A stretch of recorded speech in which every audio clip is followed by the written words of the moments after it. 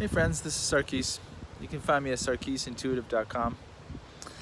Um, Today I think I'm going to talk about surrender, and I want to talk about it from a particular perspective.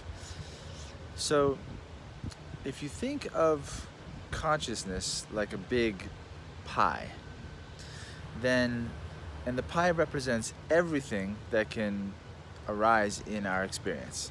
So you've got all sorts of thoughts and feelings, sensations, perceptions, memories, beliefs, states of consciousness, etc. And all of those things are happening all in one flow of experience.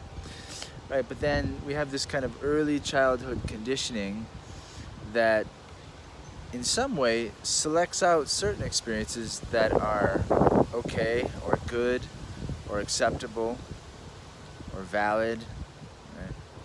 And then there's other experiences in the big pie that are like bad or not good or forbidden or evil, but you're supposed to stay away from them. If those experiences are strong enough for a human being, then some of those experiences either get driven into the unconscious or just avoided, and sometimes there's such a profound split that cuts out a certain slice of the pie that we call that trauma, where some experience is so intensely avoided and shut out that we generate beliefs about it, we generate identities around it. All of our system tends to organize away from certain experiences. So that's kind of like trying to cutting out one slice of the pie. Okay, so then what is surrender? In a basic way, I'm going to suggest that surrender is having some kind of experience where the slice of the pie, could be anything really, but the slice of the pie that we're excluding, that we've been keeping out of our experience,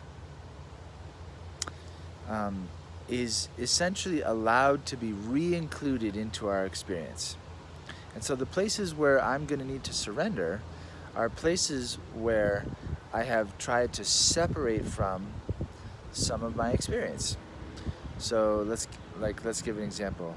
Let's say just physical pain. Let's say I grew up in a family that didn't value the body and value any kind of discomfort physically. Like you had to always feel good in order to be accepted.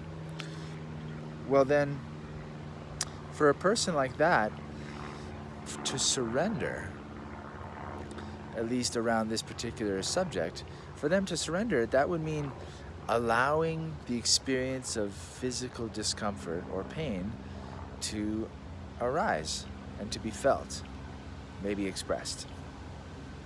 Right, so that's one way that we surrender. Like people think of surrender sometimes as this huge concept, like I have to surrender to God.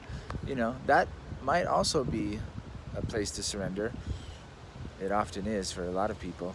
But surrender really is just the thing in your life or in your experience or in yourself that you have previously been unwilling to experience.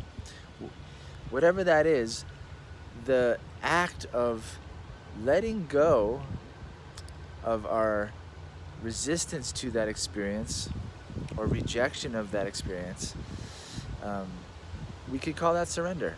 So is surrender a thing that everyone can do? Yes. Does it look the same for everyone? No, not at all.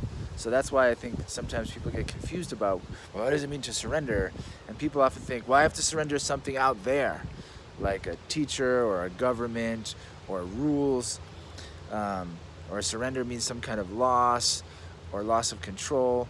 And that's surrender from a dualistic point of view, where it's me versus you. I'm suggesting in this video, I'm suggesting that surrender is most often with myself. So in this way, I'm saying surrender is opening to and allowing an experience that I've previously separated from, that I've previously organized against, and just allowing it more in my experience. That's what it means to surrender.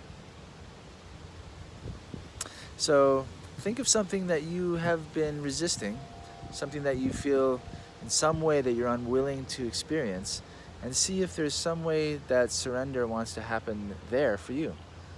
Is there any value to opening to that experience again? Okay, thank you. Ciao.